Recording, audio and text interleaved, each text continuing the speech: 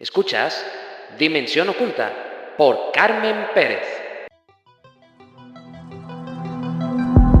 Un espacio donde exploramos lo desconocido, damos voz a los expertos y nos sumergimos en historias que nos invitan a cuestionar la realidad. Misterios, entrevistas y curiosidades que desafían nuestra percepción del mundo. Prepárate, porque comienza un nuevo episodio.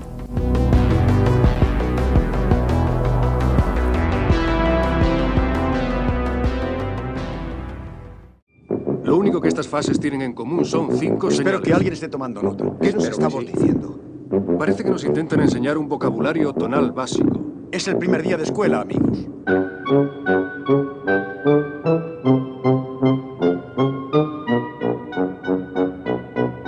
Repitan todo lo que emiten. Repítanlo nota por nota.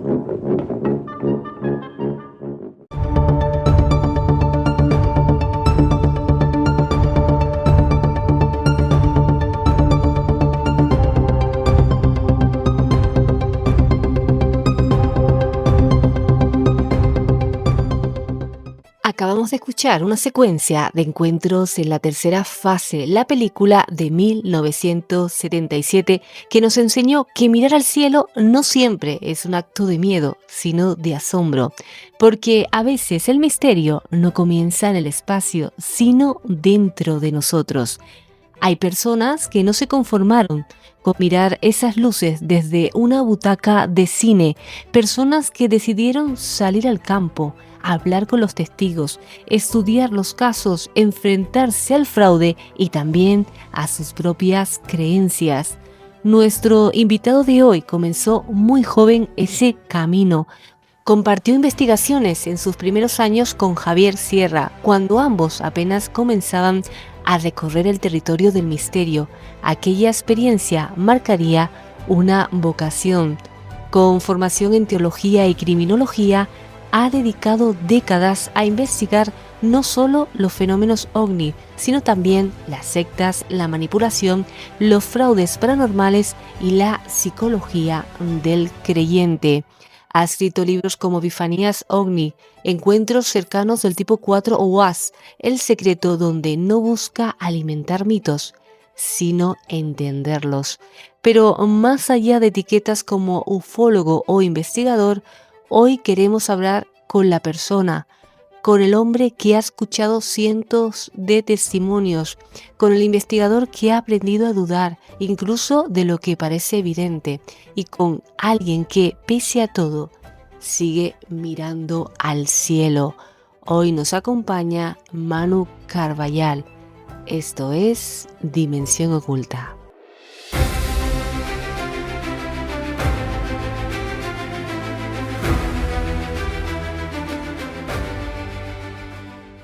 Manu, te agradezco mucho que estés aquí en Dimensión Oculta. Quiero hablar de muchas cosas contigo, de ufología, pero sobre todo, ¿no?, de lo que queda cuando se apaga el foco, ese método, esos fraudes, esa psicología del testigo y las historias que te han cambiado. ¿Qué tal, Manu? ¿Cómo estás? Pues encantadísimo y agradecido por la invitación. Agradecidos nosotros aquí en Dimensión Oculta de tenerte. Y vamos directamente. Me gustaría preguntarte si recuerdas el momento exacto en que pensaste, voy a dedicarme a investigar esto en serio. Y aquí me viene a la memoria, de hecho el otro día estuve viendo a Javier Sierra, un episodio, el de 1987. No sé si tiene esto también algo que ver en todo esto. Todo que ver. Es que te podría decir la hora, el minuto, el día, fue a las 12:03 de la madrugada del 24 de julio de 1987. Ese es el día que cambió nuestra vida, tanto la de Javier como la mía. Fue un momento muy especial. No sé si puedes compartir con nosotros lo que sentiste en ese momento, qué significó para ti. Pues sentí pánico, porque significaba que yo estaba equivocado y que tenía que pagarle una cena a Javier Sierra, porque nos habíamos apostado que no íbamos a ver nada. Y sobre todo miedo al enfrentarte a algo que no controlas, que te supera y que para nuestra vergüenza quedó grabado. Y nos pusimos a gritar como locos, cuando ocurrió siempre piensas, bueno, ¿cómo te vas a enfrentar si un día encuentras un caso real y realmente tú ves algo que parece inexplicado? Y bueno, yo ya lo sé, ya pasé por ahí, ya sé cómo reacciono y no es nada elegante la verdad. Lo publicaste en las redes, Manu. Luis José Grifol. Mm. ¿Qué sentimiento? ¿Qué fue importante? Claro, ahora siento tristeza porque falleció hace muy poquito, hace un mes prácticamente, y tristeza. Y Luis José era un tipo muy extraño, muy atípico, muy anómalo, porque era un contactados hay miles de personas que afirman estar en contacto con el fenómeno OVNI, pero Grifol era típico en todo, era típico en el sistema de comunicación, era típico en el mensaje que transmitía, y lo más atípico es que era capaz de replicar el fenómeno. Y esto es lo que nos rompió completamente los esquemas, tanto a Blaver como a mí, porque acudimos a Barcelona a conocerlo, éramos unos críos, éramos unos niños, y probablemente no estábamos preparados para una experiencia tan traumática. Y yo en ese momento estaba muy centrado, especialmente interesado en el mundo de los fenómenos místicos, de los fenómenos asociados a la religión. Estaba estudiando teología, llegué a ser sacerdote. Entonces el tema que a mí más me interesaba era el de lo paranormal, pero sobre todo enfocado a los fenómenos físicos del misticismo. ¿No? Tenía la pretensión de que quizá en ese mundo podría encontrar pruebas científicas de la existencia del alma. Imagínate. Y Javier, sin embargo, sí estaba mucho más interesado que yo en el fenómeno OVNI. Él ya, de hecho, estaba más centrado en el fenómeno OVNI que en ninguna otra cosa. Nos habíamos conocido un año antes, o sea que Javier tenía 14 años, que es un avión. Por un anuncio que yo había puesto en una revista que se publicaba en aquella época, la revista Karma 7, empezamos una relación epistolar. Probablemente tus oyentes más jóvenes no sepan ni de qué les estoy hablando, es esto de las cartas y de una relación epistolar. De vez en cuando nos hacíamos alguna llamada telefónica y en verano del 87 Javier me propuso que en las vacaciones del colegio él se viniese aquí 15 días a Galicia, a casa de mis padres, yo vivía con mis padres, él también, lógicamente, y que yo después me fuese 15 días a Vilarosa, Castellón, donde él vivía. Y de esos 15 días en su zona, cogimos 4 para ir a Barcelona, para conocer a un montón de gente que eran nuestros ídolos, nuestros referentes en el mundo de las anomalías. Estuvimos en un montón de sitios, conocimos a un montón de gente y para la última tarde dejamos conocer a este personaje tan extraño, a Luis José Grifol. Y lo que no contábamos inicialmente es que iríamos a Montserrat, a la montaña de Montserrat, que es donde él protagonizaba sus supuestos contactos. Nos propuso acompañarle, aceptamos, y ahí empezó una aventura que terminó en ese momento, a las 12:03 de la madrugada, cuando un objeto luminoso, enorme, apareció sobre nuestra vertical y nos cambió la vida. Y además no fue solo lo que vimos, fue todo lo que pasó, porque pasaron un montón de cosas raras con las grabadoras, con los carretes fotográficos, todos se velaron, bueno, fue una auténtica locura. No, tremendo lo que nos cuentas y bueno, lo que comentabas, ¿no? Te costó incluso esa cena y menos mal, ¿no? Porque ahí también a partir de ese momento cambió tu percepción de todo. Lo dije al principio, te formaste como en teología, criminología, bueno, tienes un montón de libros. Después nos comentabas eso, que te centraste en el tema OVNI. Y en esto quería yo preguntarte, Manu, cuando dices ufología, ¿de qué estás hablando exactamente hoy en día? ¿De fenómenos, de una cultura, de industrias, de creencias? Wow, pues es una muy buena pregunta, porque no hay un consenso en la definición de ufología. La ufología es una traducción de un anglicismo, en inglés ovni se dice UFO, y UFO ufología, ufólogos, sería el que estudia los UFOs, el que estudia los ovnis. Claro, pero no estamos centrando demasiado el universo al que nos estamos refiriendo, porque cualquier cosa que se desplace por el aire y el que la ve no sabe lo que es un ovni. Ese hecho, que es obvio que cualquiera puede entender, que hay cosas en los cielos que quienes las ven no saben identificar. Hay montones de cosas en los cielos y cada vez más, ahora más que nunca en la historia, hay cosas en los cielos que los testigos no saben identificar y que nos están obligando constantemente a formarnos en otras materias para poder encontrar el origen de cada caso. De hecho, entre el 95 y el 98% de los casos que investigamos encontramos la explicación. La verdad es que llevamos una media de eficiencia mucho mejor que la de la policía. No tenemos tantos casos sin resolver como la policía. O sea que no lo estamos haciendo mal del todo.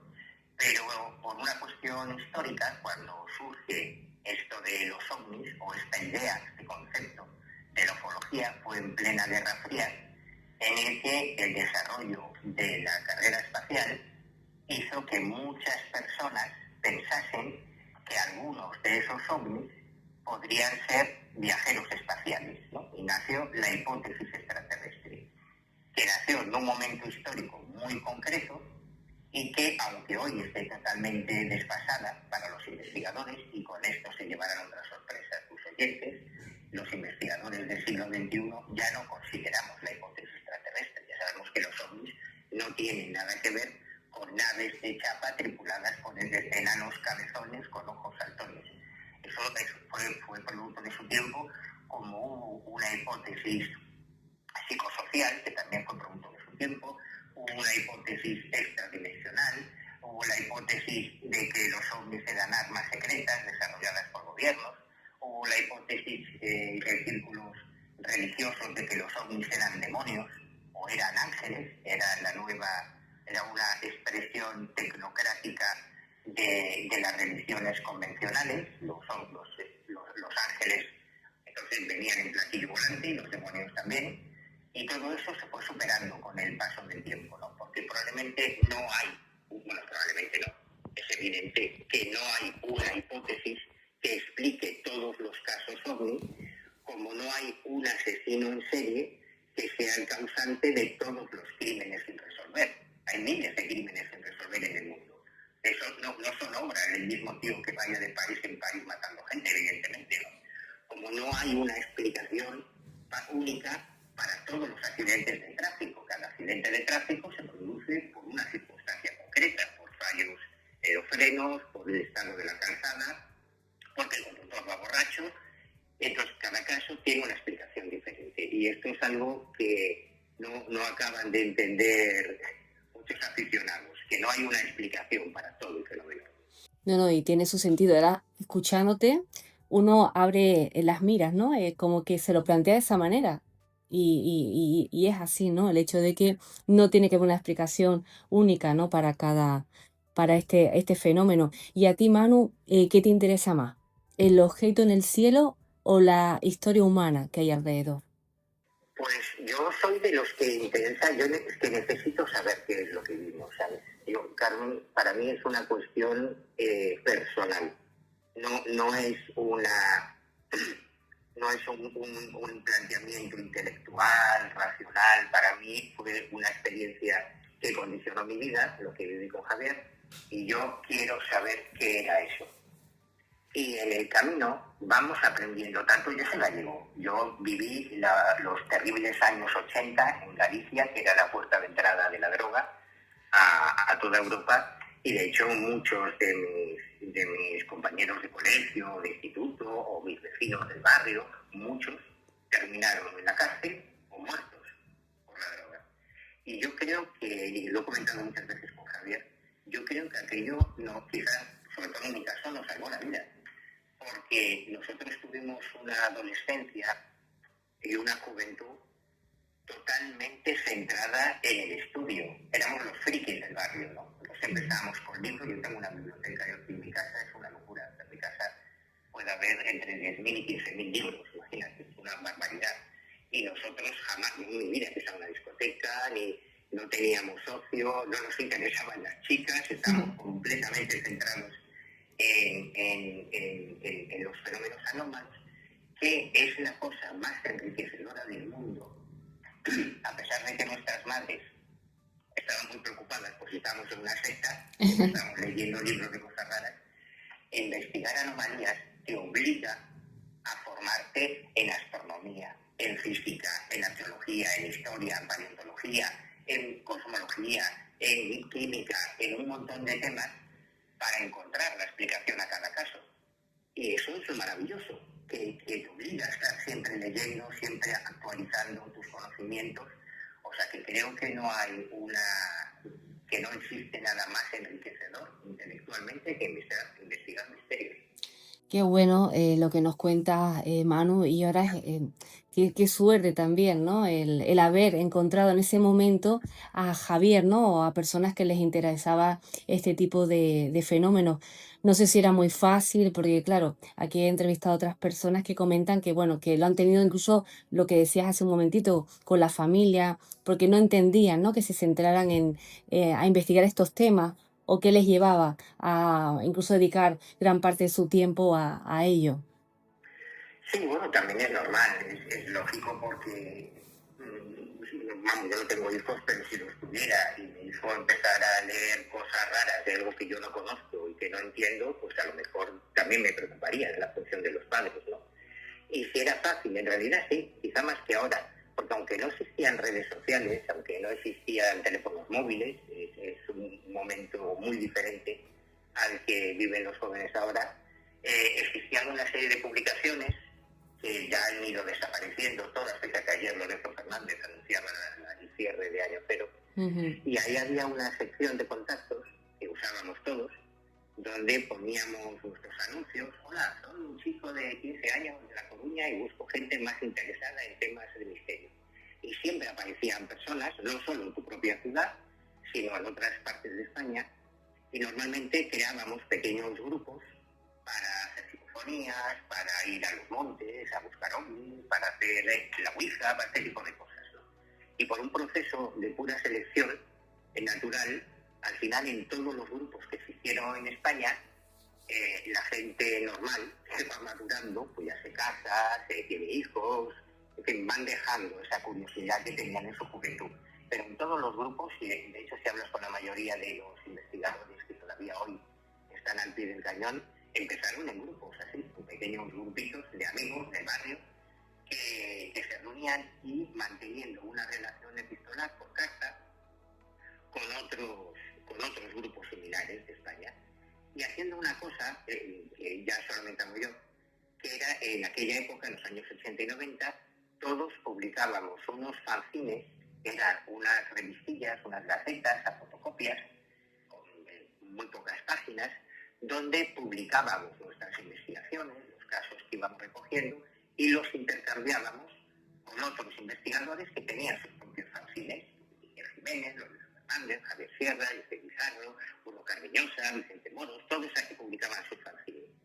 Yo empecé a publicar en 1992 y el mes pasado saqué el número 100 porque soy tan friki que todavía, tantos años después, yo sigo manteniendo esa revista, El Ojo Crítico, que ya se ha convertido en una revista técnica donde se publican trabajos brutales, tesis doctorales que hemos publicado, tesis de fin de carrera, bueno, tremendo, y sigo publicando aquel fanzine en papel que empecé a publicar hace más de 30 años. Y qué bueno que lo mantengas, y te doy la razón, porque hoy con las redes sociales estamos más conectados que nunca, pero existe esa soledad. Afortunadamente los que vivimos en la época donde no había móviles teníamos que hacer este tipo de cosas, y es verdad que era más fácil en conseguir personas afines, y sobre todo que era quedar cara a cara, es decir, verte, ¿no? Todo a través del móvil, y eso, creas o no, ayuda siempre más a tener una mayor conexión con esas personas. Y yendo por ahí, esa experiencia que tiene, el tiempo que le has dedicado a la investigación, has desarrollado seguramente una intuición que no muchos tienen. En este sentido, te quería preguntar, ¿qué te hace decir esto no es nada, y cuál te obliga a seguir tirando del hilo?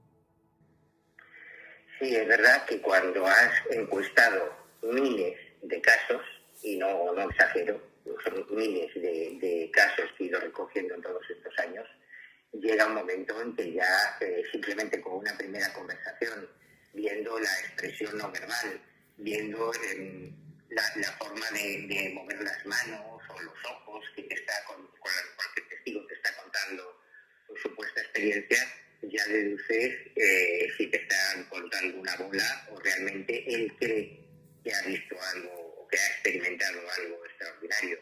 Eso con el tiempo se va desarrollando. Luego además, lo bueno de estudiar criminología es que aprendes una serie de técnicas de investigación, que ese es el nombre de una asignatura, técnicas de investigación, que es la que utiliza la policía y que en mi caso yo lo que hago es aplicarla al mundo de los fenómenos anómalos. Yo investigo cada caso, cada poltergeist, cada aparición mariana, cada avistamiento ovni, como si fuese un crimen, ¿no? de la misma manera.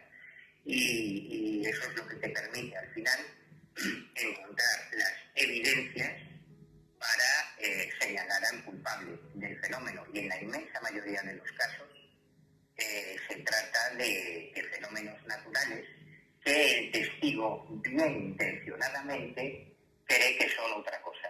Y claro, el testigo a veces muy cualificado, hay casos muy chulos en que el testigo, bueno, un piloto o un científico que ha experimentado algo y que creía que era anómalo, y eres tú que le tiene que explicar, y mira, no, lo que ocurrió fue esto, y esto fue lo que viste.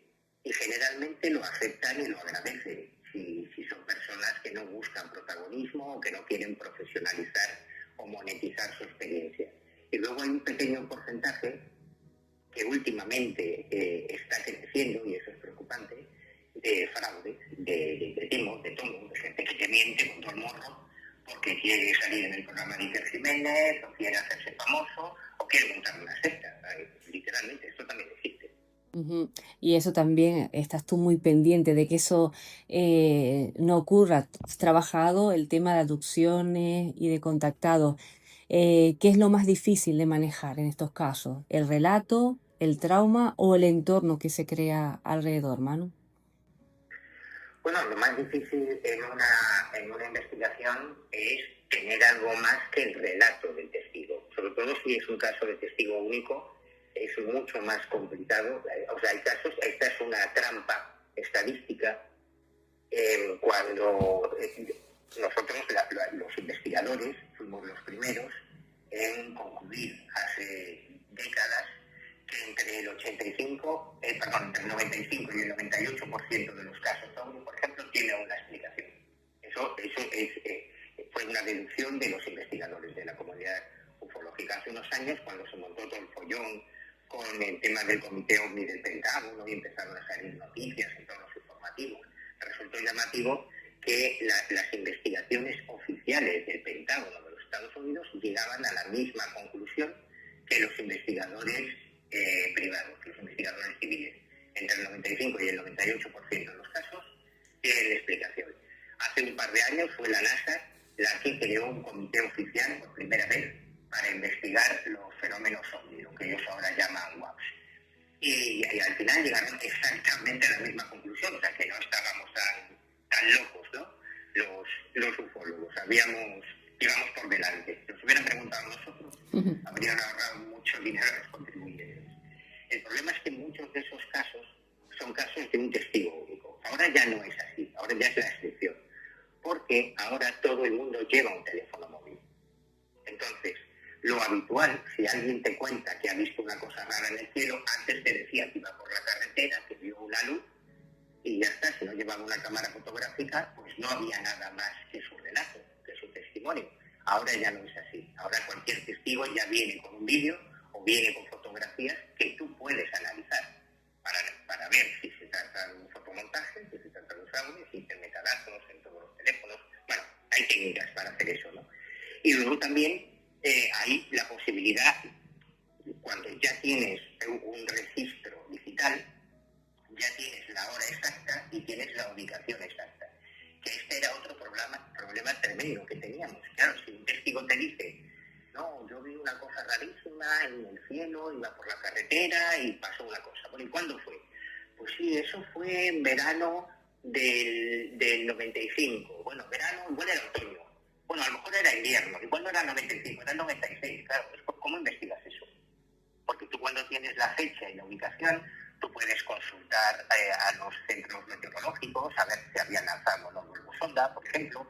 Puedes consultar a los aeropuertos para ver si hubo algún eco de radar extraño.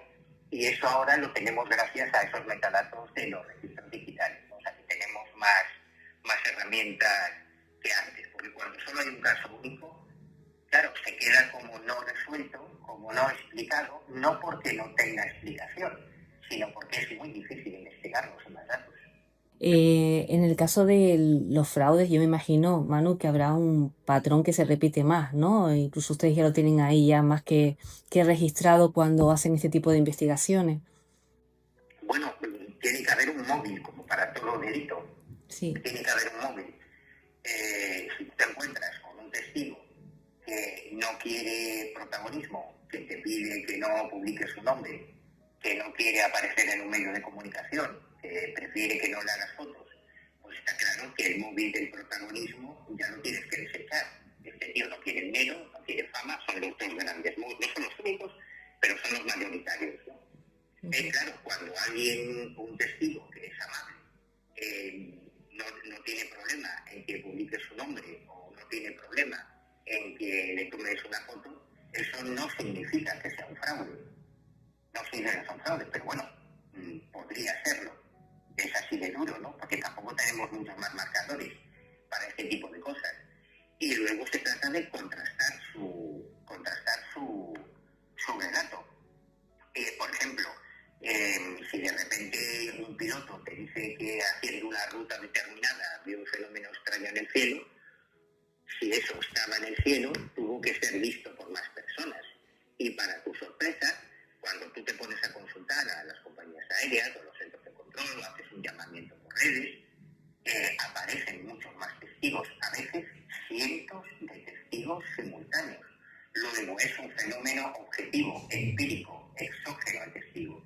No es una alucinación, como se le ha tomado varias fotos. No es una alucinación, ahí había algo real en el cielo. Ahora se trata de averiguar qué era esa cosa que estaba en el cielo.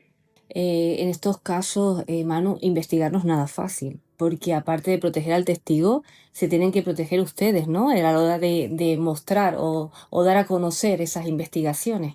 ¿Cómo lo hace? Bueno, más que ser difícil, es carísimo. Es mucha pasta, porque claro, nadie te paga por investigar. Esto es una pena, pero es así. Nadie te paga por investigar fenómenos anómalos. Antes existían publicaciones que te podían pagar por publicar esas investigaciones. Ahora ya no. Si los científicos se quejan de la falta de subvenciones para el I+D, pues que se metan a investigar anomalías. Ya verás tú lo que se van a reír. Porque en otros países existen organizaciones, existen centros que dan pequeñas becas para la investigación. En el campo de lo paranormal, pues organizaciones como la Society for Psychical Research, la Sociedad de Investigaciones Psíquicas de Londres, o la MUFON en Estados Unidos para investigaciones OVNI. Pero aquí en España nadie te da un duro. Entonces todos tenemos que tener nuestro trabajo, un trabajo que no tiene nada que ver con estos temas, para poder llenar el depósito de gasolina, poder comerte un bocadillo de panceta o poder dormir en un hostal y no en el coche si te tienes que ir a otras ciudades. Esa es una de las mayores dificultades. Por eso la figura del investigador de campo ha ido desapareciendo y eso es terrible. Porque ahora todo lo que llega en un soporte digital suele ser mentira. Es decir, cada día se están creando millones de vídeos falsos y de fotografías falsas que inundan las redes sociales, inundan YouTube, todo el mundo digital, y que son fraudes, son falsas, que están creadas para generar clickbait, para que pulses ahí, porque hay empresas publicitarias, hay incluso empresas en Europa con sus trabajadores que están todo el día generando fake news, noticias falsas, campañas publicitarias que pretenden ser virales y que en muchas ocasiones utilizan el contexto de los fenómenos extraños, de las apariciones, de la parapsicología, para generar esa publicidad viral, ¿no? Aquí hemos tenido ejemplos muy notables.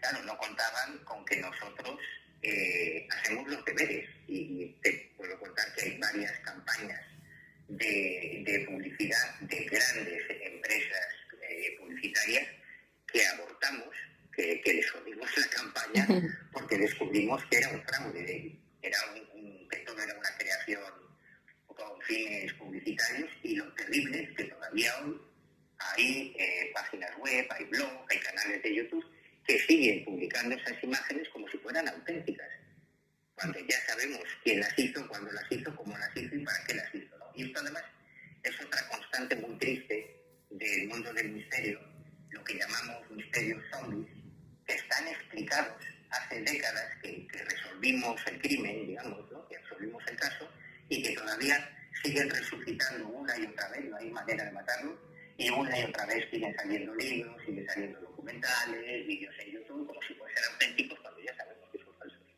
Me encanta lo de zombie, ¿eh? Creo que le hace bastante justicia, ¿no? A lo que acabas de comentar, que por mucho que uno haga, como bien dice, siguen estando ahí. Me gustaría preguntarte, bueno, sabes que, bueno, que tenía muchas ganas que estuvieras por aquí, por Dimensión Oculta. Y una de las preguntas que quería hacerte, es que si has vivido algún caso que te haya quitado el sueño, no por lo inexplicable, sino por lo humano. Muchísimos, porque al final, en primera instancia, el humano es el primer ladrillo de cada caso. Todo caso empieza con un testigo, con un relato humano que te cuenta una historia. Mira, me están viniendo un montón a la cabeza. Hay casos terribles, hay casos muy dramáticos, muy crueles. Por ejemplo, yo recuerdo el caso de Andrés Ballesteros, que a mí me tuvo obsesionado mucho tiempo.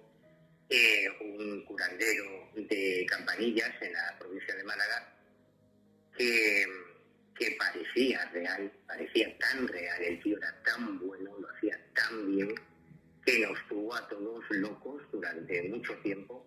Yo me pasé muchos meses en Campanillas investigándolo, hasta que conseguimos una muestra, porque él hacía lo que se denomina cirugía psíquica. O sea, era el único curandero en España, no hay otro caso como él, que teóricamente abría tu cuerpo, introducía las manos y era capaz de extirpar los tumores, luego pasaba la mano y desaparecía toda herida, cicatriz, sangre, muy espectacular, ¿no?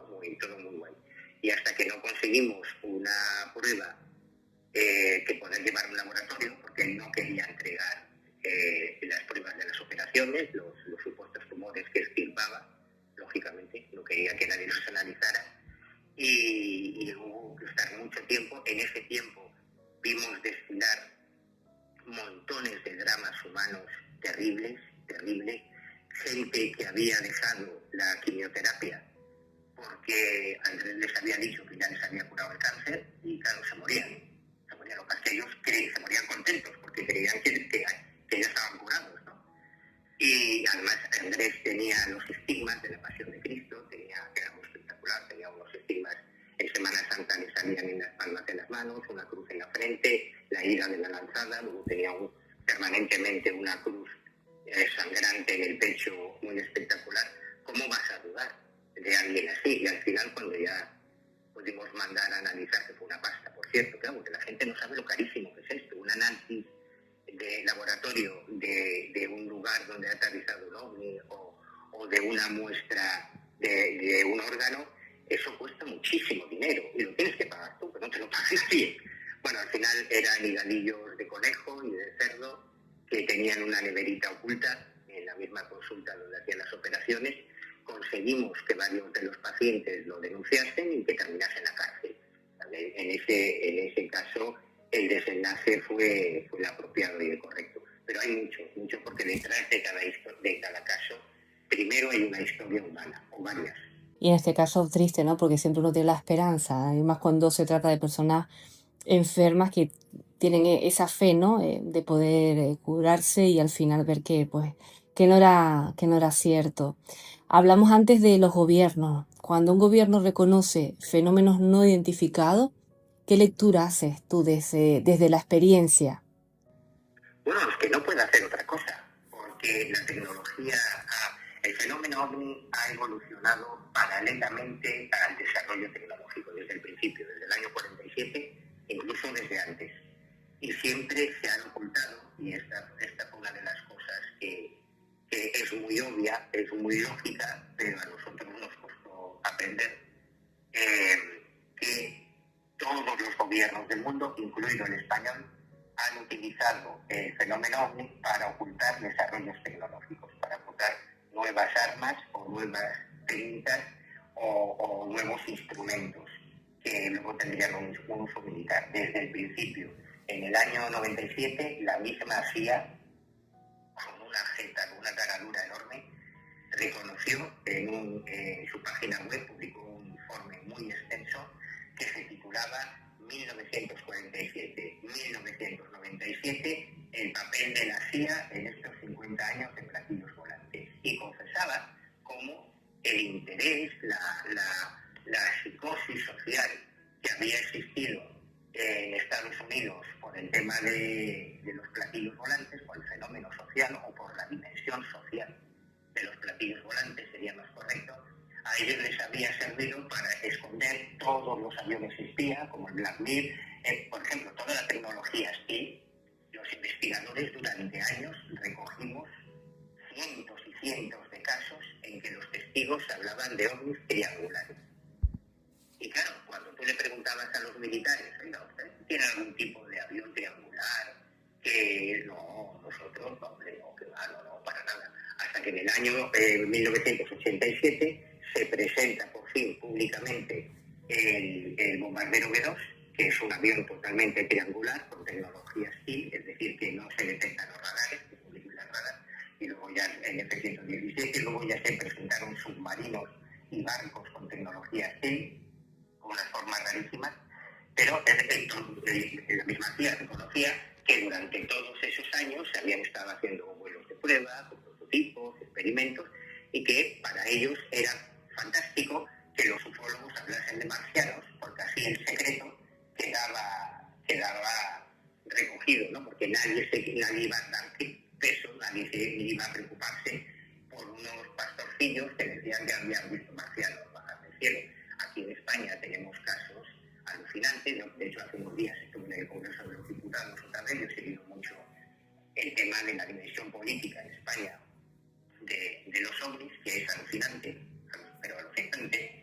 Y hay casos súper interesantes, por ejemplo, el de un objeto que se estrella en Barbate, en Andalucía, y varios testigos lo ven. Yo estuve con los testigos, me explicaron, no, aquí aparece una cosa muy rara que subía, bajaba, para arriba, para abajo, para aquí, para allá, y se estampó.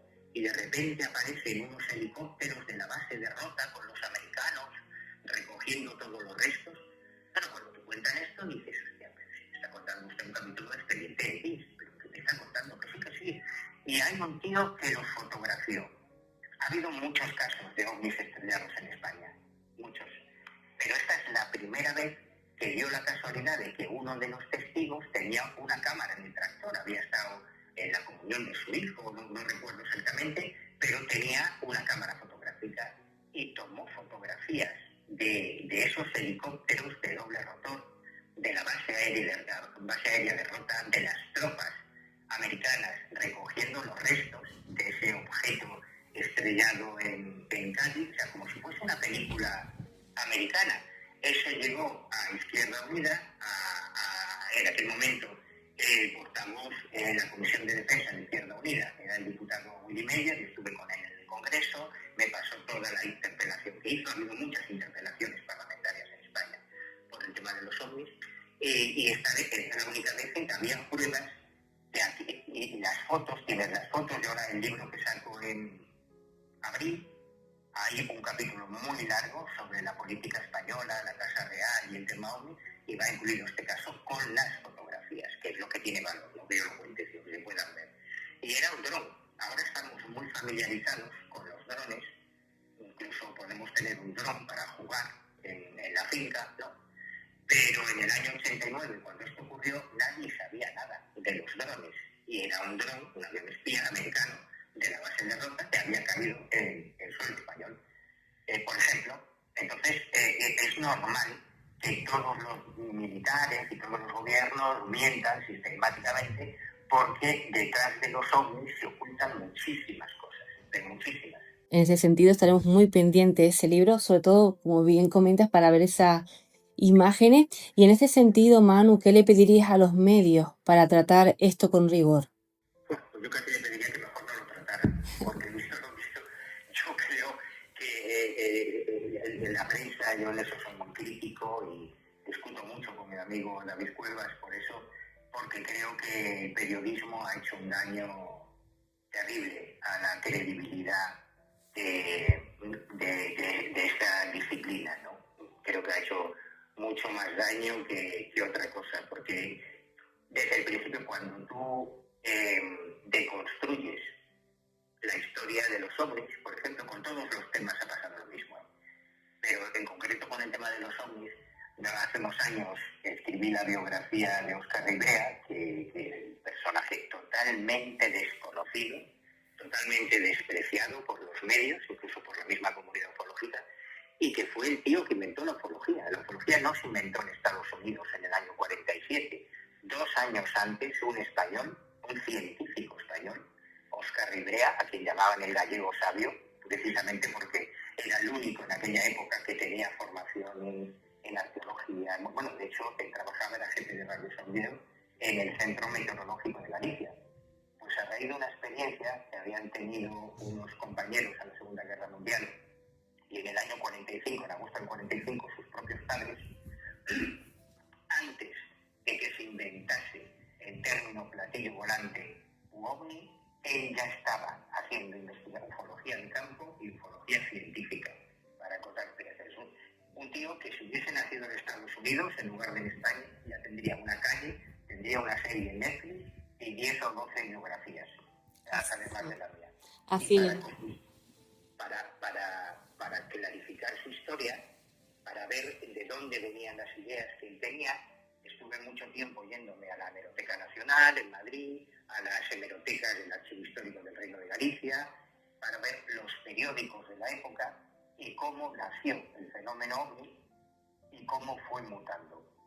Y ese es un ejercicio maravilloso, porque ves cómo ocurrieron las cosas en tiempo real, cómo desde julio del 47, que es cuando se publica en la prensa española la primera noticia, el 7 de julio de 1947 aparece la primera noticia, que era la traducción al español de un teletipo americano sobre ese fenómeno de los platillos volantes.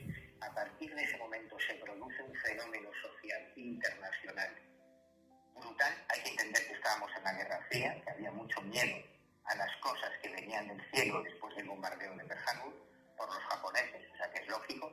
El tema de la bomba atómica, o sea, era lógico que la gente estuviese muy atenta al cielo, y nadie, esto es lo alucinante, nadie relacionaba aquellos primeros platillos volantes con extraterrestres.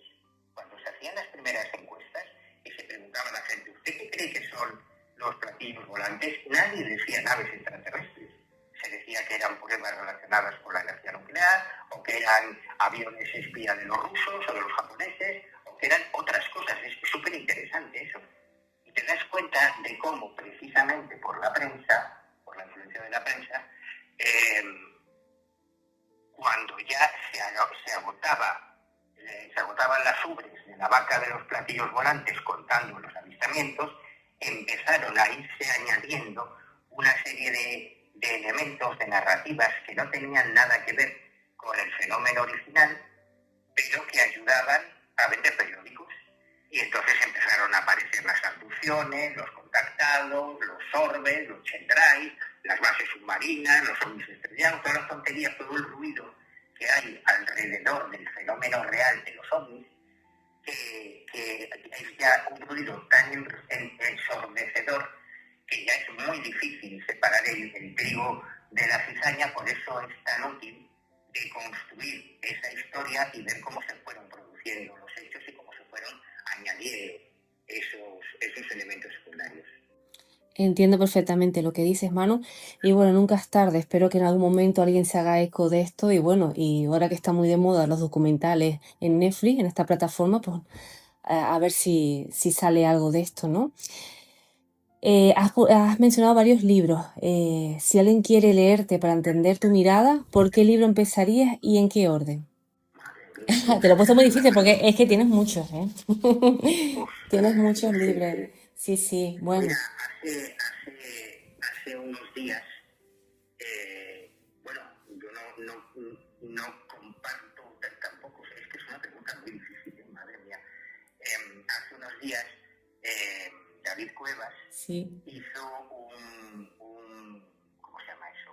Un ranking sí. de los que él concluía que eran los libros que más le habían gustado, de los que yo había escrito, ¿no? Yo ahí he hecho falta, o sea, que cualquiera que busque en YouTube el canal Expediente Cuevas, se llama Expediente Cuevas, ahí el último vídeo, o sea, el primero que se va a encontrar, el último que he subido, es donde él va comentando 10 de esos libros y por qué le gustaron. Y además yo he tocado muchos temas, uno es de crímenes rituales, o sea, de criminalidad asociada a las creencias, que es mi especialidad, otro es de fraudes paranormales, otro hay un par de biografías, algunos de ovnis, o de abducciones, bueno, que hay diferentes temas.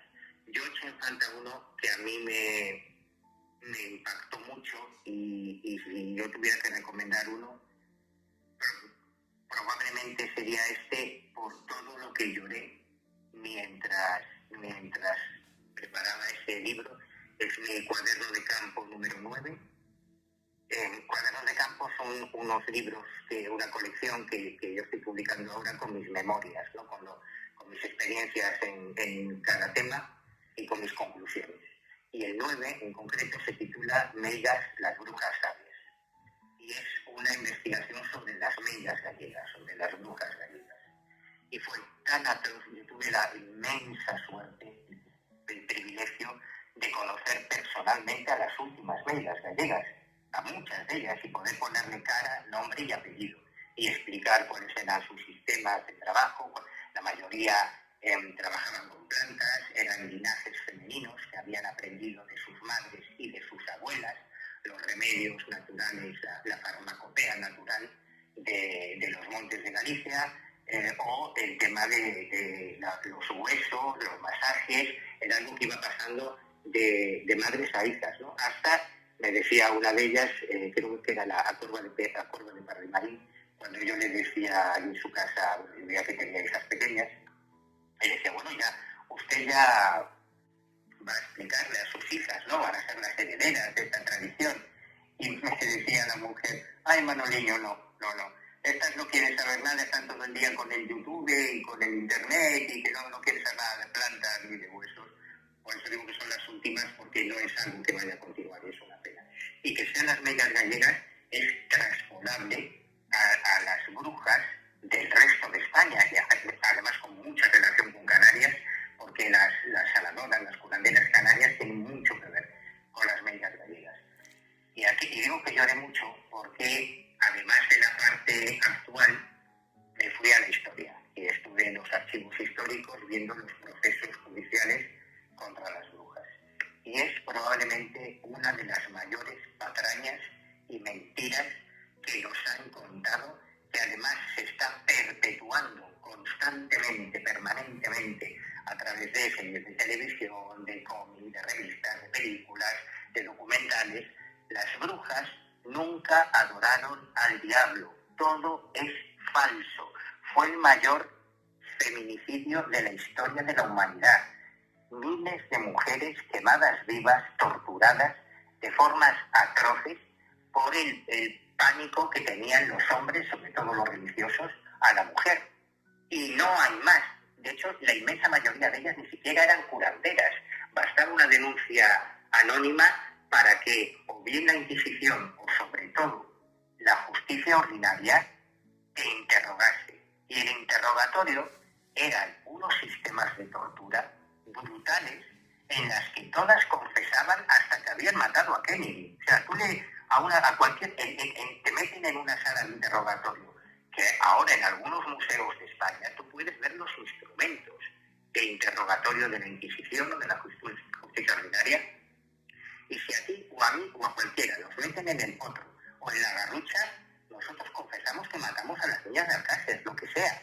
Y entonces, claro, decían los jueces, ha confesado sus pactos con... Mira, cosas como el aquelarre. Aquelarre es un prado que hay en el País Vasco, en Zugarramurdi, un prado. Pero cuando estaban interrogando a los inquisidores, que encima no hablaban euskera, tenían que llevar un traductor, ¿y usted dónde se reunía con el demonio? ¿Dónde se producía esa reunión de brujas? Bueno, yo es que llevo las vacas a pastar al prado del cabrón, el prado del macho cabrío, que es lo que significa aquelarre, donde hay una cueva, en esa cueva que ahora llaman la Catedral del Diablo, esa cueva es donde se metía el ganado cuando llovía. Fin, nunca hubo una cosa satánica ni diabólica, todas eran inocentes, todas las brujas que han sido torturadas, ejecutadas. Y además hay otra trampa, mira, es que me cabreo, perdona, ¿eh? No, está bien porque... Aquí en Galicia nos dicen, no, a ver, que la Inquisición, jolín, solo quemó a una, es verdad. Si tú un día vas a Santiago de Compostela, en la plaza de Cervantes de Santiago de Compostela, es muy fácil de contar, está muy cerquita de la catedral, ¿eh? Cada día pasan miles y miles de turistas por Santiago de Compostela que no son conscientes de eso. Hay una fuente con un busto de Manuel de Cervantes, pues se llama la Plaza de Cervantes. Bueno, en esa plaza, donde está ese busto, ahí es donde se puso la pila funeraria para quemar viva a una bruja. Yo siempre digo que es el caso de las 3 mentiras, porque en todos los libros aparece como la única meiga gallega quemada, y primero no era gallega, era portuguesa, no era meiga, era prostituta, y no es la única. Porque cuando lees las actas históricas, y yo por eso digo que no podía parar de llorar mientras escribía el libro, ves que muchas de ellas murieron en la cárcel porque no sobrevivían a los interrogatorios. Muchas de ellas fueron ejecutadas por sus propios vecinos. O sea, es imposible cuantificar la cantidad de mujeres acusadas de brujería que han sido asesinadas por la ignorancia de unos burros que les tenían miedo y que tenían miedo a la mujer. Y todo esto además viene del Heinrich Kramer, del libro El martillo de las brujas, que era el manual de los inquisidores, un retrógrado onanista que odiaba a las mujeres porque no le hacían caso, como hay otros muchos, ¿no? Es una historia, la de la brujería, yo creo que es de las cosas que a mí más me ha impactado. Descubrir la verdad sobre lo que fueron las brujas y lo que hicimos con ellas y lo que se sigue haciendo hoy en muchas partes del mundo. Todavía hoy en el año 2026 se está torturando y quemando vivas a mujeres en muchas partes del mundo acusadas de brujería. Es alucinante. Es alucinante y has dado un tema que me interesa mucho, Manu. De hecho, estoy también ahí, pues, adentrándome un poquito en ese tema. Aquí en Canarias, como bien has comentado, todavía existen esas mujeres, ¿no? Que a través de sus manos y rezo, pues, ayudan, ¿no? A otras personas. Y lo has dicho, antiguamente, pues, se movía mucho por esa envidia. Bastaba solamente con mencionar a una mujer.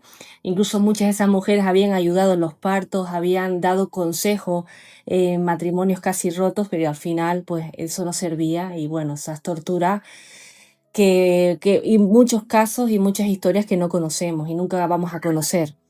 Fíjate que el título del libro no es aleatorio. Cuando yo las llamo meigas, las brujas sabias, es porque en el rural gallego, y a mí me parece maravilloso, en el rural gallego nos referimos a las meigas como las sabias, porque eran las psicoterapeutas del pueblo, eran las mujeres que te ayudaban, que te consolaban, que te daban consejos. Normalmente esa representación de la anciana es porque eran mujeres con mucha vida, que habían perdido varios hijos, por eso sabían todo eran las parteras las que ayudaban a los partos, o incluso, una de las cosas por las que también la señaló la Iglesia, conocían las plantas que podían utilizarse como abortivos naturales.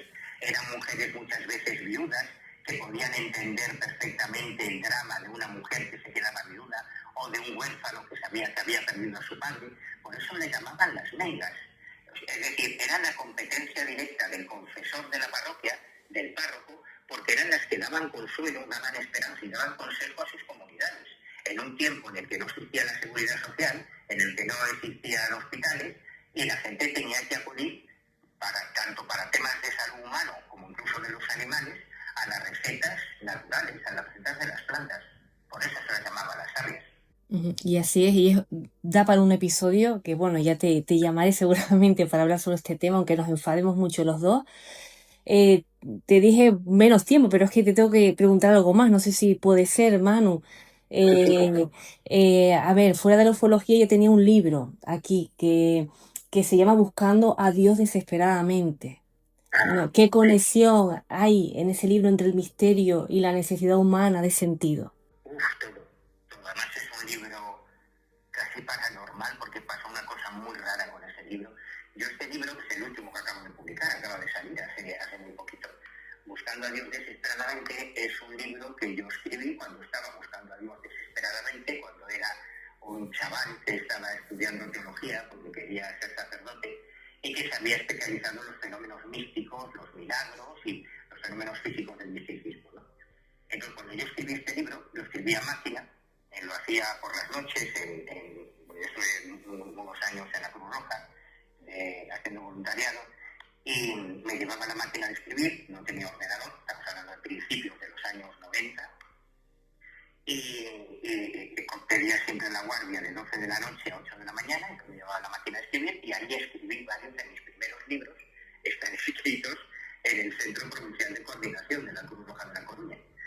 Y cuando yo lo terminé, escuchaba en la radio a las personas que a mí más me influyeron en aquella época, que eran sacerdotes católicos que hablaban de parapsicología, porque siempre hubo una relación directa entre la parapsicología y la Iglesia Católica por el tema de los milagros, ¿no? Porque la Iglesia es la principal interesada en poder discernir qué casos podrían tener una explicación psíquica o paranormal y dónde podría decirse que se ha producido una intervención divina, que se ha producido un efecto del Espíritu Santo. Entonces, personajes como el Padre Pilón, o como el Padre Oscar González Quevedo, o Novillo Paulí, o el Padre Solá, o el Padre... Bueno, hay montones de sacerdotes católicos que en aquella época salían mucho en la radio y yo les escuchaba y tomaba notas y tal. Pero había un personaje en concreto, que es histórico en el mundo de la parapsicología española, Germán de Argumosa, que no era sacerdote, pero sí teólogo, y hablaba mucho de estos temas.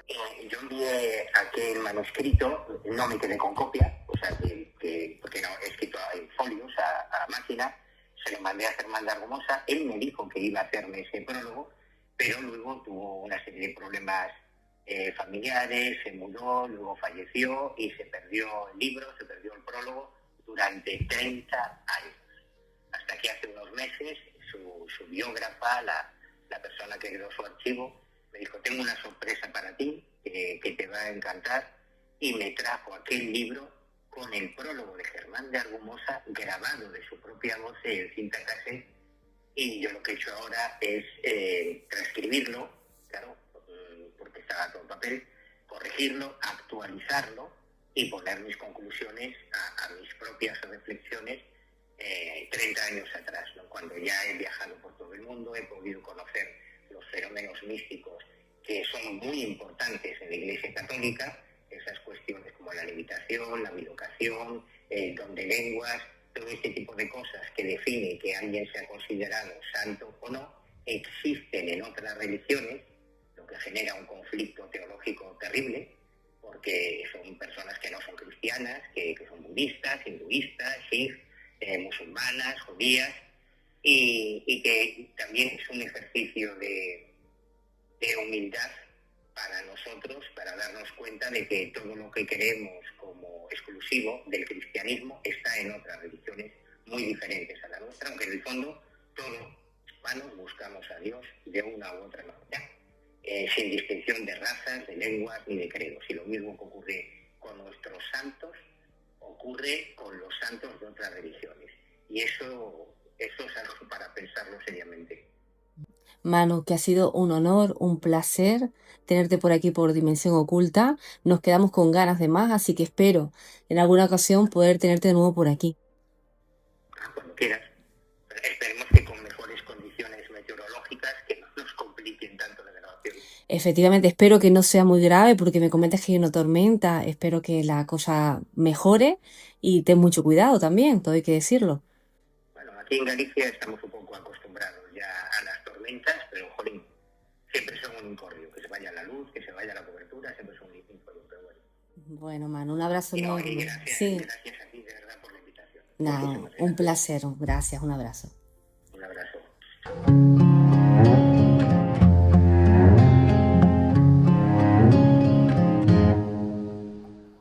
Hemos hablado de luces en el cielo, pero también de sombras en la mente, de testigos que buscan respuestas y de investigadores que buscan preguntas mejores.